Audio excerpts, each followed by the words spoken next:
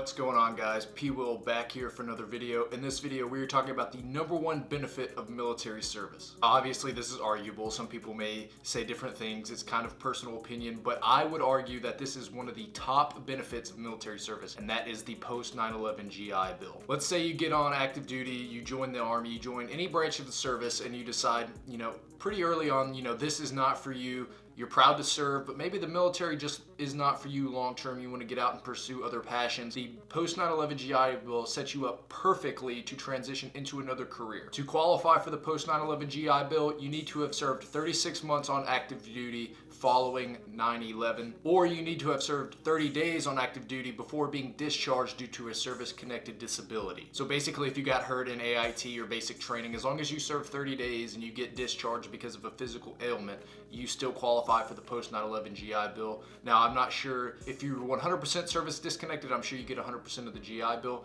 I'm not sure. That's something you'll have to look into. Maybe if you get discharged and you only get like 50%. I don't think that they will limit your GI Bill, but don't quote me on that. That's something further research you will have to do. But for your 36 months of service or 30 days before you got discharged due to service-connected disability, for that service, you get 100% tuition and fees paid to the highest in-state school. So let's say you live in Alabama, the state I'm from. The highest state school after Googling in Alabama is the University of Montevallo, and the state tuition per year is $13,000. So the post 9/11 GI Bill will pay for you to go to the University of Montevallo for $13,000 a year, or any school within the state. If you wanted to go to the University of Alabama, on here it says the University of Alabama in-state tuition is $10,780 per year. Now obviously this is just the cost of attending the school. This is not factoring in everything else like housing and all of that. So you can attend the highest in-state public school or any of the cheaper ones. So any school in the state that's public you can go to. Along with paying for school, the post 9/11 GI Bill is going to provide you E5 BAH, which is your housing allowance, basic allowance for housing. You're going to get that at an E5 rate. Even if you get out as an E3 and E4,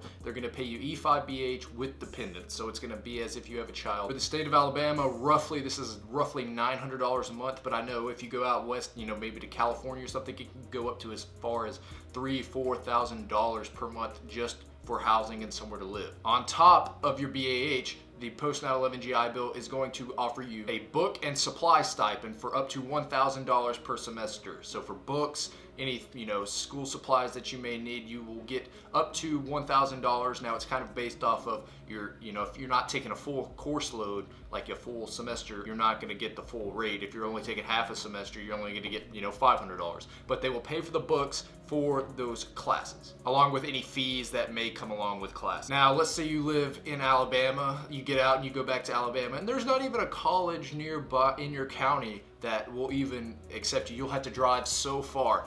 The post 9/11 GI Bill will offer a one-time payment of $500 to pay to move you to the nearest school. That way you can attend school. So your entire college experience is paid for. Everything, school, tuition, books, housing, everything that encompasses going to college is paid for by the post 9/11 GI Bill just for your 36 months of active duty service. Now, everybody knows if you're on active duty, it's tough. You earn your post 9/11 GI Bill, so these benefits are due. Now, the post 9/11 GI Bill by itself is not the #1 benefit of military service. It's kind of encompassed with the military allowing you the opportunity to grow as a person. And what I mean by that is, take me for instance. I joined the military straight out of high school at 18 years old. And I didn't really know what I wanted to do, but I would have been going to school, paying it on my own dime. I would have got some scholarships that I would have applied for, but it probably wouldn't have paid for the entire school. So let's say, I went to the University of Alabama and got half of my tuition paid for. Wow, that still leaves me $5,000 a year,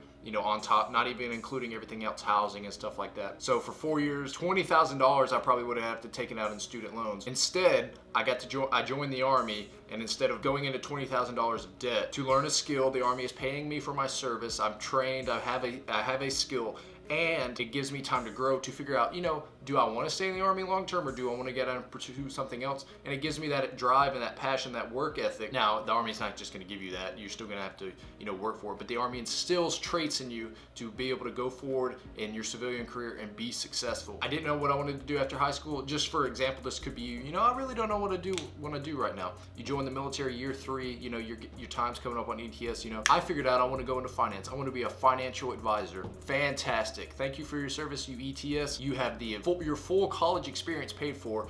You're ahead financially because if you're a good soldier, if you're a smart soldier, you've been investing in your TSP, so you've got your retirement already funded and rolling. Hopefully you haven't bought a Dodge Charger, so you've got no debt. Hopefully lifestyle inflation hasn't creeped up on you, so you pocketed, hopefully, in your 4 years of service, you've got $20,000 cash in your bank account, plus $15,000, $20,000 in your TSP for retirement. You're ahead in life. Now, instead of student loans, you've got your full college experience paid for, plus you're probably, if you're living under your BH rate, you're pocketing a little extra side cash. Maybe you're working on the side part-time while you're in school. I know plenty of people that do that. You're set up so far ahead in life that instead of coming out of high school, not knowing what you want to do, racking up student loans, probably changing your degree a bunch of times, maybe getting a degree you're not even passionate about, or you can't even find a job in. Instead, you've come out full college paid for, purpose in life, passion, direction. You know what you want to do, you know the steps to achieve it, and it sets you up greater in life than if you come out and just don't know what you want to do and kind of paddle along in school, racking up money, dropping out, and that's a big issue. So that is the number one benefit of military service, is attaining the post 9/11 GI Bill. And even if you don't use it, you use tuition assistance on active duty to do your full 20 years, you already have your degree, you can give that to your children or your wife and set them up to get ahead in life. So that is the number one benefit of military service, is the post 9/11 GI Bill, along with the military giving you direction, task, purpose in life. I hope you guys enjoyed it. I hope it was of some benefit. If you liked it, please leave it a like. You can ask your questions in the comments section down below. I get back to all of my comments. Like I said, I hope you enjoyed it, and I will see you in the next video.